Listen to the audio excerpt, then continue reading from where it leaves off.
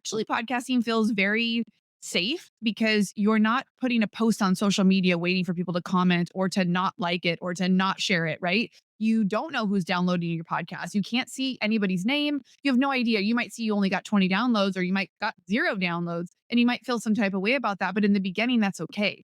Because if you could reach 20 people, if you had a room full of 20 people right now and you were able to share, like that would create huge impact because I'm sure out of those 20 people, just like my in-person events, half of them would come up to you and say, "Oh my God, this was amazing." The other half would say, "Thank you." You'd probably never see them again. It's like you meet people where they're at in the season of life that they're in. If you've ever thought about the shows you listen to, if you were avid podcast listeners, which you're here, you're listening to a show, you probably listen to one show for a really long time and then you move on to the next one because maybe you met somebody that moved you and now you're listening to the guests that they had on their show. Maybe you come over and now you're my biggest fan and you listen to my show. Hi everybody, welcome to my channel. My name is Ati Greenspan. I'm a personal branding coach and business strategy, and I help you, coaches and service providers, figure it out what to post, what to do on and off social media so you can consistently get clients and grow your business. Welcome everybody to another episode of the Be Brand podcast,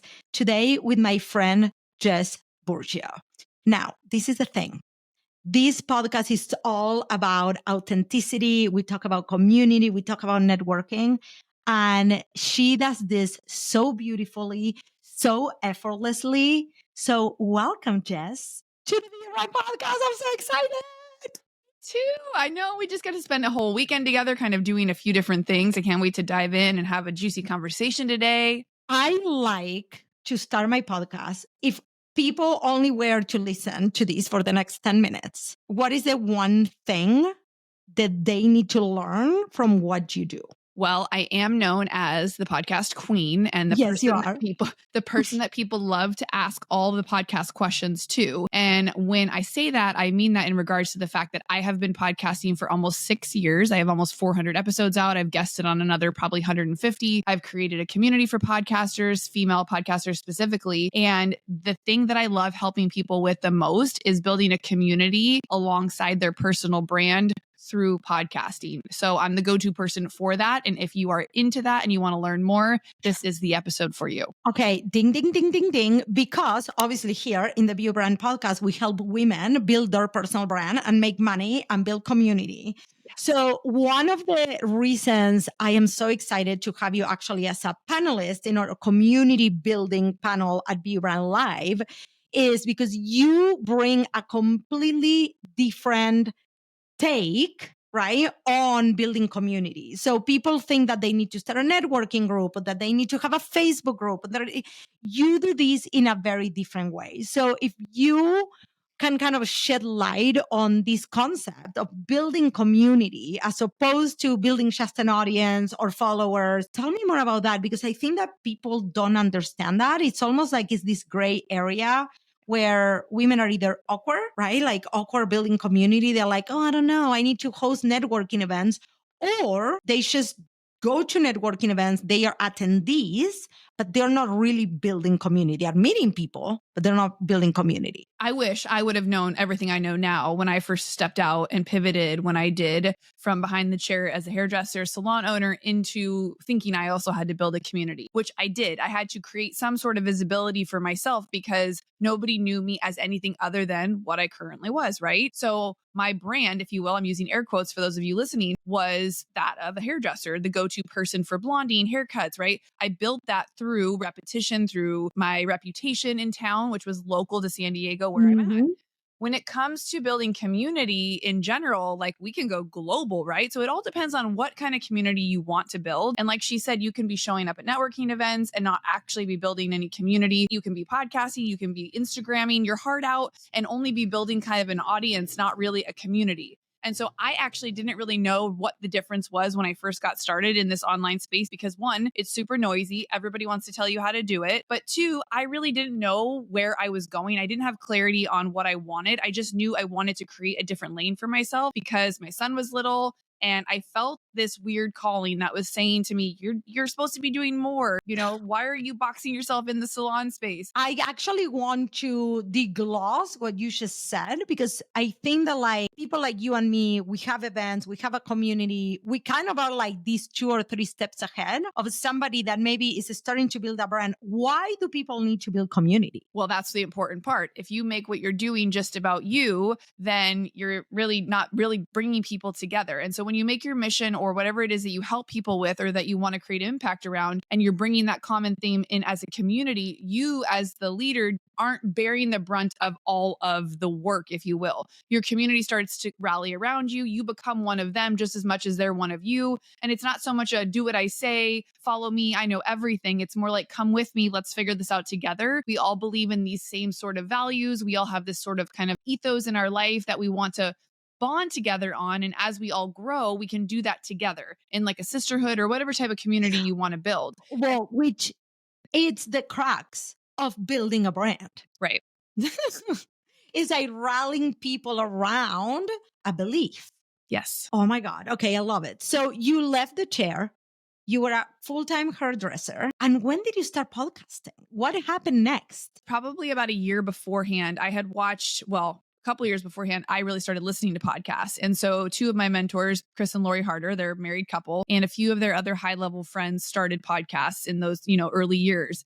And I had it on my heart to start a show. But I had pigeonholed myself as just the hairdresser. What would I talk about? I knew, again, like that voice was saying, great community, build something. But I was so busy behind the chair doing my job, I didn't have time to do anything other than what I was doing.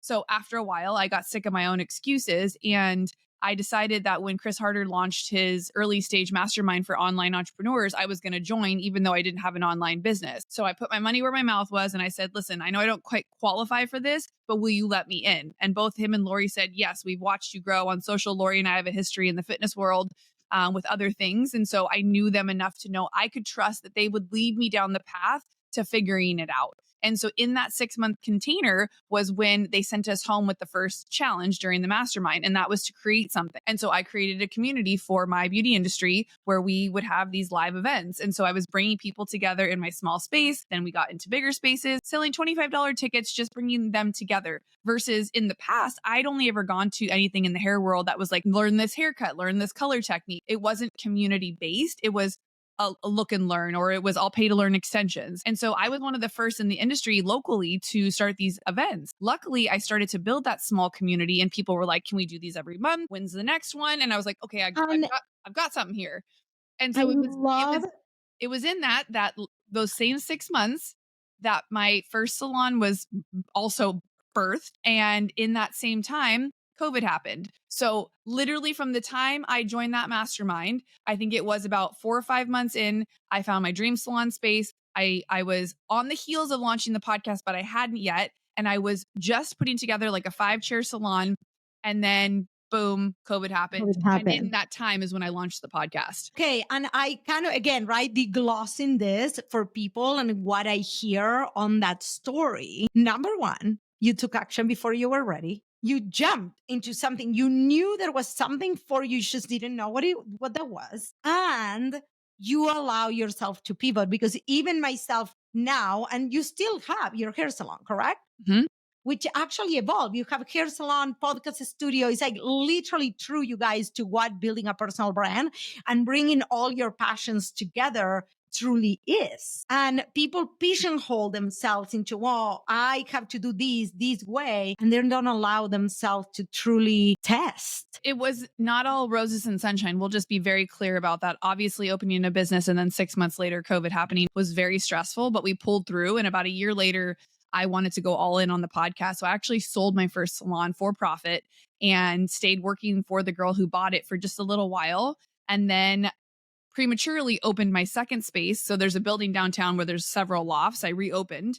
I spent about $30,000 to build that space out and quickly realized I didn't want to be stuck to a brick and mortar. People weren't really ready to be full-time back in person. And so I basically walked away from that huge investment to then go really even deeper into my brand, into my podcast. I spent the next 2 years just podcasting my ass off, really building network, really building community from the podcast. I was able to sell out my mastermind. So that in and of itself was a huge sacrifice because I went from being top dog, if you will, in my industry, salon owner, title, all of that, to having to crush that identity, revamp and reintroduce myself to the world as something different, work on that, put the reps in. And then just about 8-9 months ago, I reopened this space with everything I wished it had been, right? So I have a small salon space, I have a photography studio, my podcast, and we have an aesthetics room here. So yes, I have everything in my own creative Oh my house. God. And it's just so amazing because you're talking about these timelines where so many women think that things happen so much faster.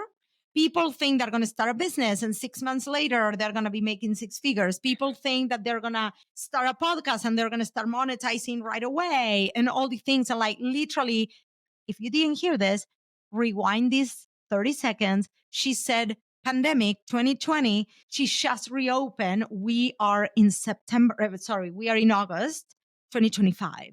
And I did not know all of this. Like you and I are friends at this point, and I did not know this to this depth. But I think that like this is the epitome of building your brand, is doing it and taking risk. And like also I hear these like huge risk taking in there. I love it. It was a definite come to Jesus moment, a few dark nights of the souls for sure, of like, what am I doing? Why did I pivot? I should just go back to what I've always done. Yeah, because why did I throw my business right? in the trash? Like, but I realized that, you know, there are ways that we can really create impact. And if I continue to focus my mission on how I'm meant to serve people, it helps me get through the tough days. And ultimately now I look back and yes, those 5 years were very, very long, but also 5 years are going to pass anyways. So you might as well be chasing your dreams while you're in it anyways, because time will pass and you'll still be like, shit, I should have been doing the thing the whole time. Okay, I fucking love that. I always think like if I would have spent the last 7 years since I left my job still bartending, I would be the most miserable person in the whole entire world. I definitely would have more money in the bank. Because for those that like people like sometimes they don't have, especially the women in the first like 1 to 3 years in business, they're still thinking, oh, if you make 10K a month, you're making 6 figures. I'm like, if you make 10K a month, you are not making any money. Like, I love you, but like the whole idea is that you actually pay yourself 10K a month. That's a completely different number and a completely different episode. However, can we talk about how community is actually built through the podcast? You were like, oh, I realized I was building community. I realized because again, right, it's not about just networking, but if you're a beginner, like meaning 0 to 3 years, and you're still figuring out who you are, your self-confidence, all of that, how does this whole podcasting thing actually works? Because also growing a podcast is not for the faint of heart. No, it's not at all. And I think week after week, you just build that muscle.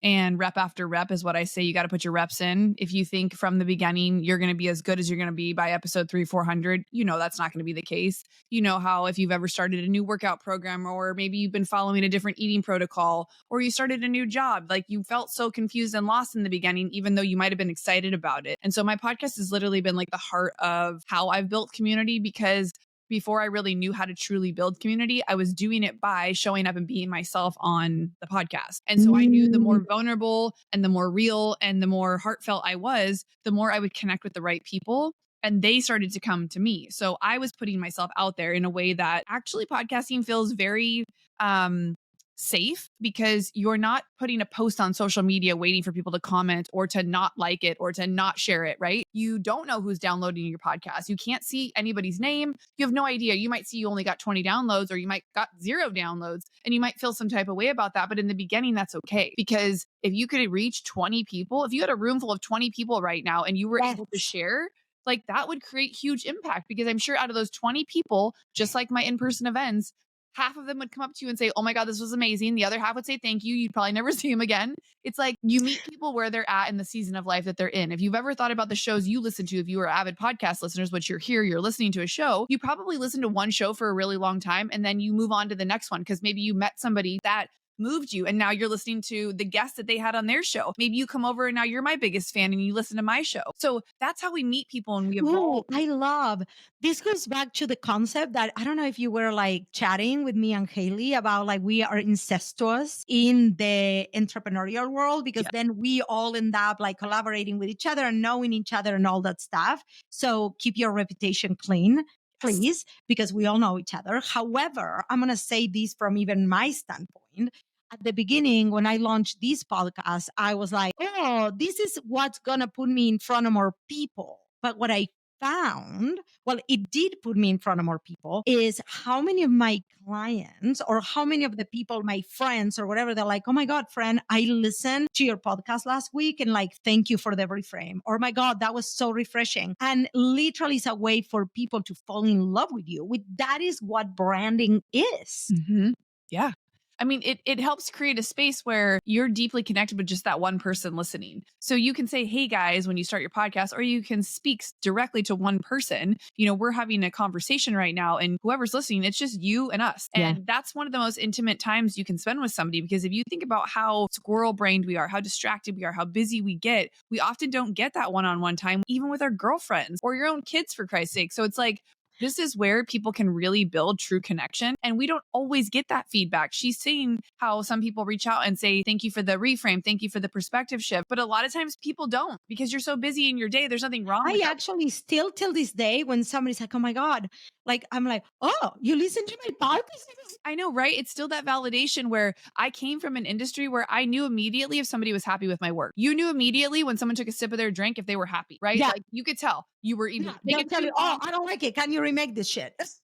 Right. You got an opportunity to fix it or to redo it, or they were just pissed and they didn't give you a tip or something like that. Like you got immediate feedback or immediate validation in so many ways. And it's very different in the online space. You don't often get that. And so that's been a huge pivot for me to reframe what I need as far as validation, because we are human and we want that. You're doing a great job. Keep going. You're helping me. And so putting yourself out there and asking for that feedback is huge. And it's something I highly recommend when you're trying to build a community, or if you want to start a podcast, is to get as conversational with your people on social as you can when you're promoting your show, when you're talking about what you're talking, like your brand, your business, whatever it is. Get in there and have conversations with people. If you see somebody like something of yours on social, go ask them, what was it that you liked about this post? Like, that's what the engagement is. That will get people like, oh, you saw that I liked your post. You noticed that I commented on something of yours.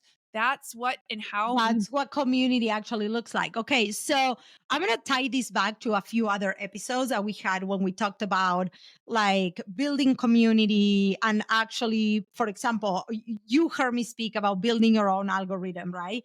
And okay, you meet somebody in person, you bring them into your world, you reach out to them, you keep nurturing that relationship.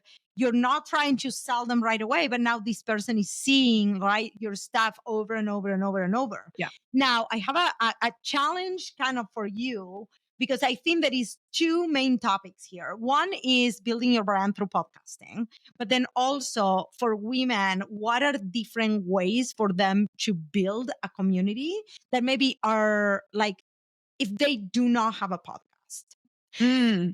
So the first question, I'm going to challenge you to actually steer me out of this belief that I have. Are you ready? Mm-hmm.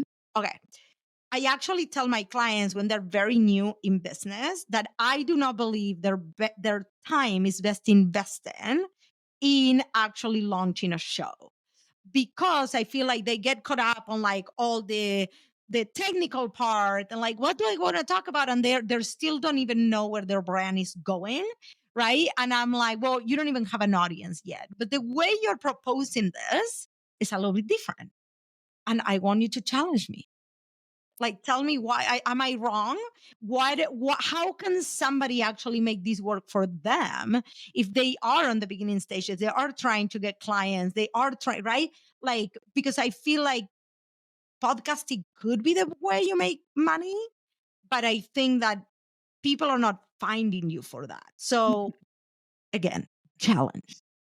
Well, I don't completely disagree with you. I think I learned that very swiftly when I launched my media agency, Media Unscripted, where we did full podcast management for anybody who wanted to launch their podcast. And I thought for me, launching was the hardest part because I am a creative. I love to just do the thing. I don't want to worry about the tech. I want the editing done. I want all the pretty stuff with a bow. Here you go. It's posted and done. And so I thought, being the, face of the business and the networker, that I would fill the funnel. We would have all of these clients and it would be so easy to help all these people launch because I had all the answers to the tech problems and everything that was holding me back personally when I was trying to launch for 2 years, but was scared to learn how to use any of the platforms. Mind you, 6 years ago, we did not have everything we have now. So I say that to share, I knew that I am a talker. This is the way that I love to communicate. If you have a natural knack for holding conversation, for asking questions, for getting to the root of solving people's problems through bringing other guests on the show, then you would do well, even if you don't have a community yet with your podcast. But if you don't have a platform outside of the podcast to market the show, you will be the best kept secret that no one will ever know about. Yes. So you have to do a twofold when you launch the show.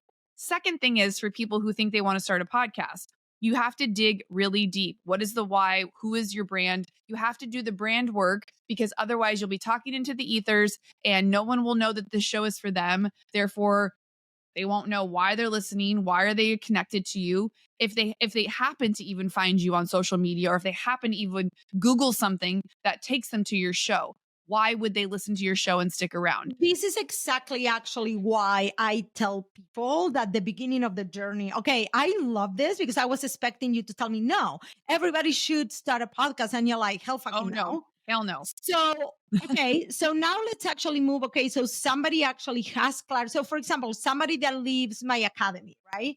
And they do have clarity on their brand, they have a clear offer. What is the next step? That is the exact right time to sit down and map out who your podcast is for, the content and brand pillars you're going to use, what are the monetization pillars of your brand, so that when you are putting calls to action on every episode, you are leading people into your funnels. It should be the top of funnel for your business, the podcast in itself. It's a free way for people to connect with you. Now, the only caveat that I didn't say a second ago is, if you are somebody who is truly looking to network and build relationships, starting a podcast before you are ready and have everything that Ati helps you with will help you network and learn about who you are. It will get you into somebody's realm where they may not have time for a coffee chat with you, but if you're excited about building your podcast out, they might give you an hour of their time for free when otherwise you wouldn't have a chance to talk with them. So you need to be clear on why you want to start the podcast, what is it for, and how are you utilizing it in your ecosystem of your business or of you growing as a person, because this literally could just be the biggest personal development journey you ever put Yeah, yourself on. or like an experiment for yourself. Sure. But for me, when I studied the podcast, actually in my mind was going to be for clients, right? Mhm. For actually attracting clients. And what it has transformed on is I meet so many people networking that they are fucking genius, that they are different than me, that they are teaching different things, that I actually agree with everything they're doing, but it's not my zone of genius, right? Like I tell people, I help them with getting to be a podcast guest, but I don't help them to start their podcast, right? So me bringing you, right? I'm like, this is in service of my clients. And it became this super nurturing thing about also, hey, I think like this, and all these rock stars also think like this. Yes. This is why you should do it this way. So people are buying into my brand, into my like authenticity, because I bring all these fucking women into the podcast that are literally saying, oh, no, you're right, because I don't want I actually didn't think you were going to say I was right, but like, I'm like, okay, challenge me, challenge the way I think, challenge my like listeners, right? Well, you have a process and your process works because if you stick to the process, you will have brand clarity. Ati will help you get from A to Z and you will leave her community or her program with the tools you need in order to move forward, right? We're always that next step for somebody. So I don't know everything about everything, right? I'm not a YouTube expert. I'm Oh, not hell, I don't even want to be right. everything about everything. Hell no.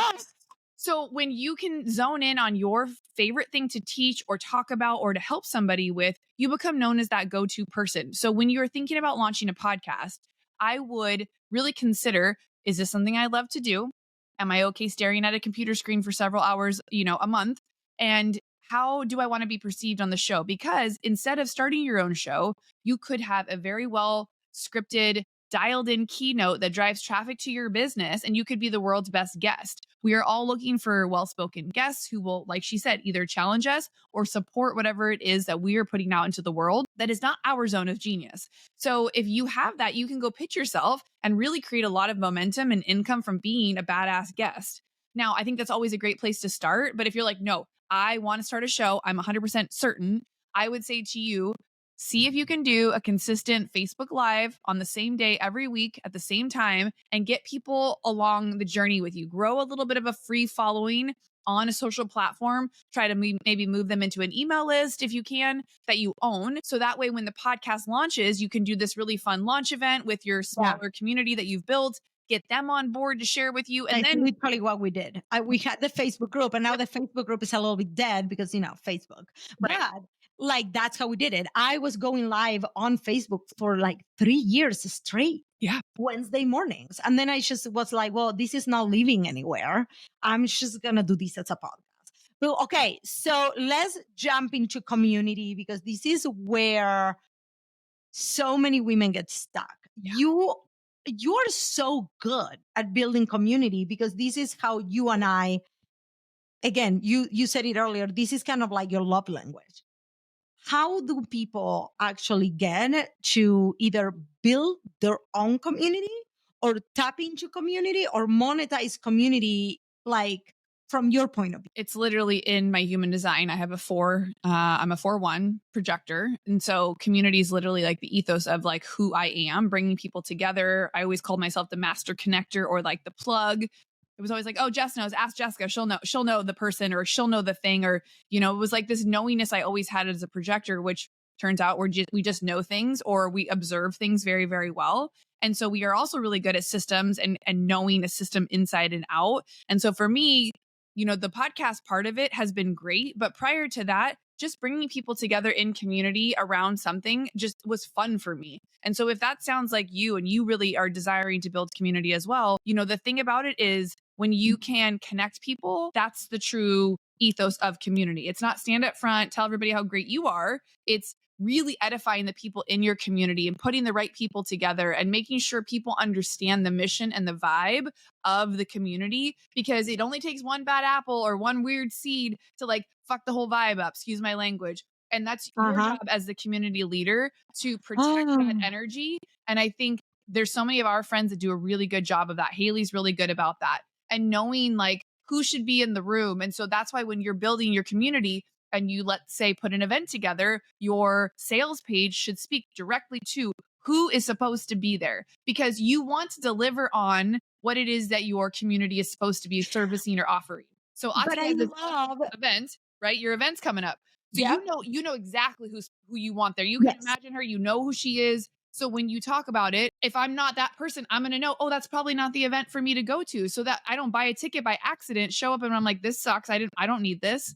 You want the right people to be in your space. And so once you have clarity on that, it's so much easier to build your community around the thing you love. Well, and I think, right, like for me, for example, you were talking about human design. So things that are in my human design, I know that a lot of my people, I'm a super connector. My job, I bring people together for the highest good of all. That is literally in my human design. But they don't necessarily need to stay. I'm not like that long term. And it took me a long time to actually kind of like be peaceful with that, because a lot of people come into my community, they're like my clients, or they meet each other and then and I'm like, okay, here you go, guys, into the world. This is literally my job, to like send you into the ether, right? Being a better person and knowing yourself better, which is also, by the way, in my human design. When Nicole saw my human design, she said, literally in your human design is you amplifying who people are. Oof. Yeah. I was you so do that. Yeah. Right? And because it's difficult because we spend so much time pouring into people. It's like being a business owner, a salon owner. I spent all this time working with the girls, growing their brands, helping them with their clientele. And then they grow up and they want to go off and open their own salon. How dare them? Just Yeah. kidding.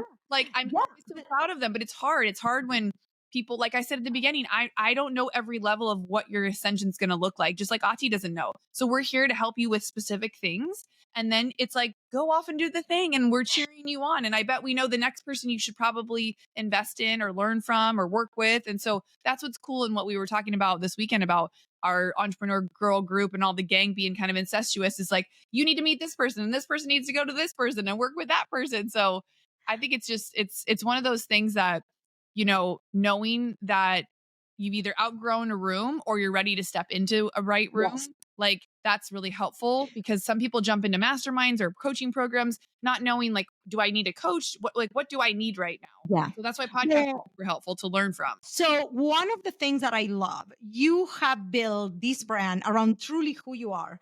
Then you rallied people all together. And then your latest refinement of that is your podcast community. What does that look like? Yeah. So the podcast community is for female podcasters. It is called the Unscripted Network. And so we're a mix of... How am I not even a part of that? I know. I need to send you an invite. It's a mix of women who have either been in the game for a little while, have just launched their show, or who are stuck and feel like they maybe don't want to continue their show, or they're thinking about rebranding, or they're at a point where they're not sure how the podcast fits into the ecosystem because they didn't have all of the things we've been talking about around clarity, or they are just taking a seasonal pause, which I am for, but also I'm against because you want to keep that momentum going. Momentum creates consistency. Consistency builds trust, and trust equals clients who stick with you and who want to buy from you and who trust what you say. The community is a really supportive place for anybody who is wanting to launch their show or who has a show to stay in momentum. Truly. Yes. Well, the most remarkable thing, because you're coming into the community building panel, is this. And I'm kind of going to distill it for our people, which is she started as a hairdresser. She took action before she was ready. She launched a podcast and she had no idea truly what she was doing. And 5 years later, you actually have a community around podcasting that you started just by bringing your peers, right, together. Yeah. So this doesn't need to be complicated. No. And I mean, obviously you can't connect the dots looking forward. I would have never guessed this is where I'd end up. And I still question, how did I get here? Is this really what I'm supposed to be doing right now? But, I am all about helping people find their voice through podcasting and all about creating visibility for you. So we are doing a full rebrand of my show. Sneak peek is coming soon, but this is why I'm so honored to be able to talk about building community through podcasting and why I finally decided to launch the community for podcasters, because there's a part of me that's like, well, if you have an hour to be on the call this week, you should probably be podcasting. But then the other part of me is like, maybe you just need to be in community with other people, because sometimes podcasting can feel a little bit lonely if you're, repping out a lot of solo episodes, or even if you're the one spending all the time asking the questions. You want to be around other women who are doing the same thing as you. So think of it more as like a mid-level mastermind vibe style for female podcasters, right? There's one through line that we all have. We're all podcasters, and the majority of everybody in there is an entrepreneur. Which this wraps the episode so beautifully, because then you're rallying people around one concept. For me, is the be you. How do you bring more of who you are into what you do? We get the shit out and we are authentic in our business, in the pursuit of what we want to actually achieve. And then obviously business is a part of that, right? But I think that this is where most people get stuck. They feel like they need to start a networking community or whatever, but they don't know what that looks like. But that can even start with you bringing people together for a coffee chat, like a coffee connect in your coffee shop in your city. And I think, networking events don't have to be as big as people think. You don't have to have some massive event in order for you to start to bring people around. It's, hey, let's meet at 10 for coffee. You don't have to buy everybody coffee. But if that's what you like to do, start there. If you like to talk to people, start a podcast. If you like to host events, put on a free event for people and you buy the food and the drinks, or ask everybody to pitch in. It can look so different. So the biggest gift you can give yourself is to not compare yourself to the people on social media that are making it look so big and so wild and so extravagant. If you're not there, let yourself start as small as you need to, because eventually you can get over here to this other side where it looks like these 500-600 person events, if that's what you ultimately want to create. But I will tell you, there's a lot of depth that goes into the smaller, more intimate events and the needle movers that are over there. So it all depends on where you see yourself and where you evolve into. But and I think it's also, what do you want to create? Correct. Right. I think that for me, when I first started, I was doing literally coffee. Like I was like, hey, I am going to be working at this. Who wants to co-work with me? And 2 or 3 people would show up. Yeah. That was my community. I mean, if there's one thing I've learned about, or through podcasting and building community, is this, that you don't have to do it alone. And if you think, or you've always been the person that's like, I got it, I can strong arm it myself, you will be so lonely. You might have the success ultimately, but you'll be doing it alone. And what fun is that? Everybody, I don't care what your human design is or where you come from. Like, we love to be with people, maybe not all the time, but come get in the room with us at BU Brand Live. Like, come get in the community with me if you have a podcast or are on the brink of launching your show. And we can turn your story into a movement that you can say, hey, I created this. And look, either in whatever that might look like when for we you. talk about accountability around doing that one thing, right? Yeah. Like if you want to grow your show, if you want to start it, and you need that accountability every week to actually take the action. Yep. Those are the reasons to join a community. Yes. Yes, I love it. Okay. Where can people find you and actually fall in love with you and then go from there? Yes. Well, I love Instagram. You can come visit me at Jessica Burgio on Instagram. And then, of course, the podcast has its own Instagram, the Unscripted podcast. And we're on Apple, Spotify, anywhere you listen to podcasts. You can find me over there. Just type my name in. And you can dive into over 350 plus episodes of all kinds of good stuff over there. Personal branding, a lot of podcast content. And then also just, showing up and doing the damn thing, taking action before you're ready. And then they can come hang out with you at Be Brand Live. Yes, I will be September 25th, 26th, 27th. We add, as of today, when we are recording this, which I'm going to say the date, it is August 20th. We only have 27 tickets left. I am so fucking excited. We are going to be sold out. So if you haven't gotten your ticket yet, go to the show notes, get your ticket, and then we'll go from there. We will see you guys there, hopefully. And if you're going to come and you listen to this episode, tag us on social media. Let us know you're coming so that we can celebrate you and give you a hug in person. Yes. I love you. Bye, my friend.